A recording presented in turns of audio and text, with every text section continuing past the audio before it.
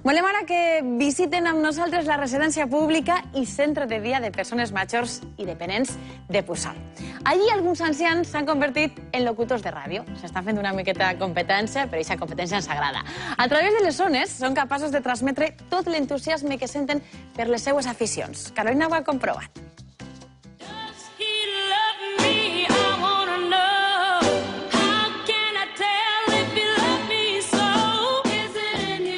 Hola, molt bon dia a tots els oients de la Comunitat Valenciana. Així comença Mayores en les Ondes. Els locutors són gent amb experiència en la vida i precisament així conten les seues vivències. Molt bon dia, José Rubio. Avui venim a parlar dels bous, de la teua afició.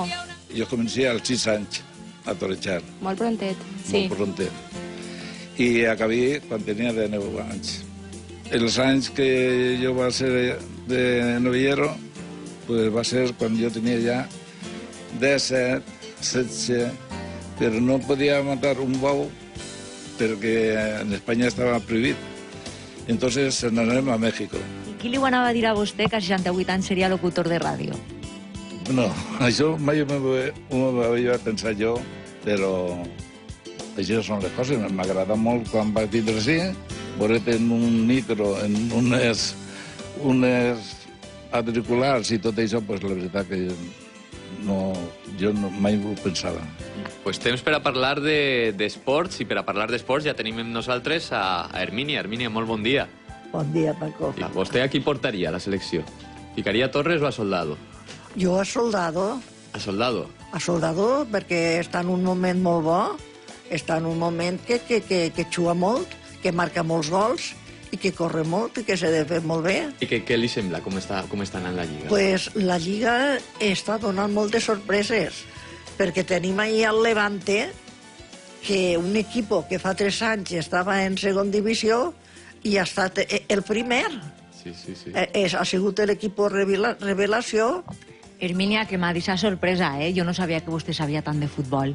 És que m'agrada molt i des que tenia 12 o 13 anys mon pare sempre me portava a veure al València. Sempre que agarre el diari, jo el que llig és la pàgina, entre altres coses, la pàgina dels deports, perquè m'agrada molt. Félix ha sigut obrer tota la vida i la pintura la seva passió. Ara, a Mayores en las Ondas, li agrada parlar sobre la seva afició. Pero también me gusta mucho los cuadros Sorolla. Más me ha gustado de él son los coloridos. No me gusta el... Muy oscuro, ¿no? Cuadros así muy como oscuros. Velázquez todo era oscuro. Muy oscuro. Los de él no. Intentamos potenciar mucho en la línea del centro el que sigan teniendo la oportunidad de levantar la voz y decir cosas que opinan y experiencias que han vivido, ¿vale? Para que tengan ese sentido de autoestima todavía de que cuentan algo. Això no es queda així en aquestes 4 parets. Té una cobertura, els escolten a més llocs. Tenemos la participación de otros centros a través de línea telefónica, ¿vale? Pero además se está emitiendo a las ondas a través de la Radio Cabrera. I al dir-me que l'havien sentit hasta en Barcelona, pues això ja me va per a mi... A vostè la fe gran, això. Sí. Esta iniciativa també és possible gràcies als voluntaris de la Fundació Salut i Comunitat que es condueixen en este programa.